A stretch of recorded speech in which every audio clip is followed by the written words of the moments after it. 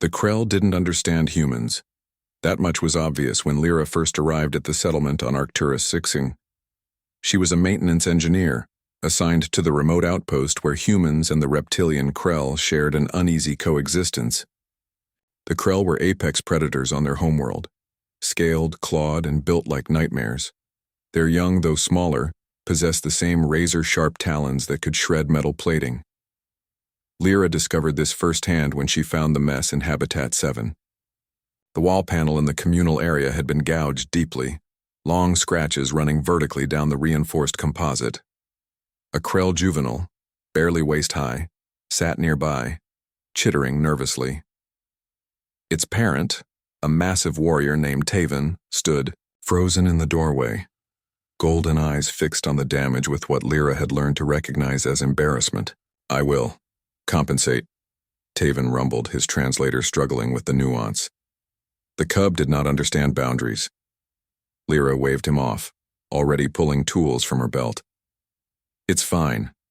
Kids are kids, no matter the species." She worked quickly, her practiced hands smoothing compound into the gouges, blending it seamlessly with the existing surface. The Krell cub watched with enormous eyes as she activated the molecular bonder, the scratches disappearing as if they'd never existed. Within 20 minutes, the wall looked pristine. Taven stared at the repaired panel, then at Lyra, then back at the wall. His head tilted in that distinctly Krell expression of profound confusion. "It is. Whole again," he said slowly. "Yep. Good as new." Lyra packed her tools away, giving the cub a wink. The juvenile chittered and scrambled behind its father's legs. "You restored what was broken." "That's literally my job," Lyra laughed. "Honestly, don't worry about it. I've fixed way worse." Taven didn't respond. He simply stood there, staring at her with an intensity that made Lyra slightly uncomfortable. Finally, he placed a clawed hand over his chest in what she'd learned was a gesture of deep respect, then left with his cub. She thought that would be the end of it. The next morning, Lyra found a small object outside her quarters, a Krell ceremonial blade with a cracked handle. A note in broken standard read, "Can fix." She repaired it during her lunch break, reinforcing the grip and polishing the blade. When she returned it to the checkpoint, Taven accepted it with another chest hand gesture, his eyes gleaming with something she couldn't quite identify. 2 days later, she found 3 more items: a damaged datapad, a child's toy with a broken joint, and an ornamental chest with a shattered clasp. By the end of the week, there was a line. Krell warriors, scouts, and civilians queued outside her workshop, each carrying something broken. Ancient family heirlooms, weapons, tools, decorative items, things that ranged from genuinely valuable to utterly worthless. They waited patiently, silently, watching her with those unblinking golden eyes. Commander?" Lyra called her supervisor. "I think we have a situation."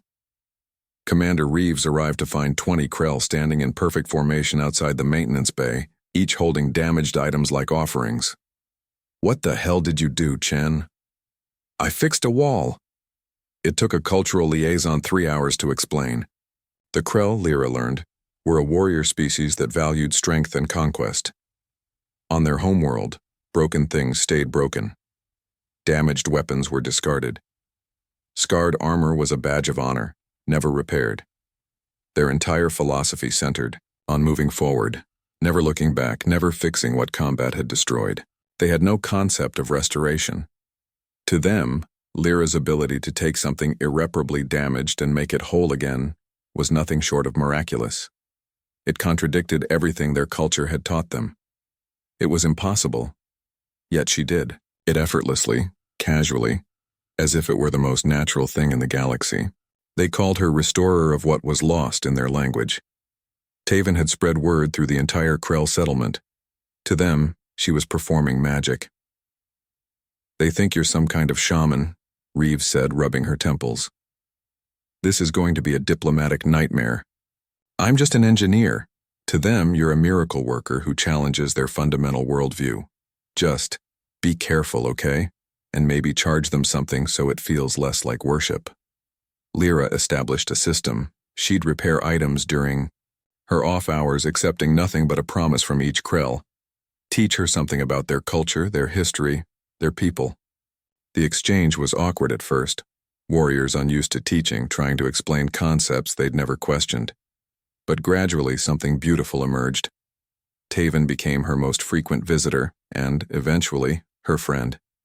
He brought not just damaged items but stories. Tales of Krell history, songs of their homeworld, explanations of their honor codes. His cub, whom Lyra learned was named Kess, started following her around the outpost, chittering excitedly whenever she fixed something. Your kind preserves. Taven observed one evening as Lyra worked on restoring an ancient Krell battle standard, its fabric torn and faded. Mine only destroys. That's not true, Lyra said without looking up. You build ships. You raise families. You create art. We build for war. We raise warriors. Our art celebrates conquest. He paused. You build to preserve, to restore, to save what others would discard. This is different. She finished the last stitch and held up the banner. In the light, the ancient symbols gleamed, vibrant once more. Maybe that's what makes us good allies, she suggested. You move forward. We remember. You protect. We preserve. Together we're stronger. Taven took the banner with reverent care, his claws gentle on the restored fabric. When he looked at her, his eyes held something beyond respect. Understanding, perhaps. Recognition. The Krell have a saying, he said quietly. The strongest blade is forged in fire and never yields. Yeah? I think we were wrong.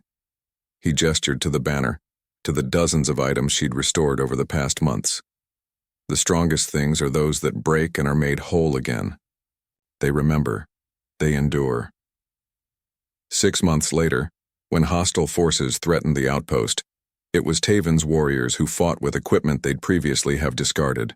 Repaired weapons, restored armor, shields Lyra had made functional again. They fought not just to conquer but to protect what could be preserved. And when the battle was over and new damage littered the settlement, the Krell knew something their ancestors never had.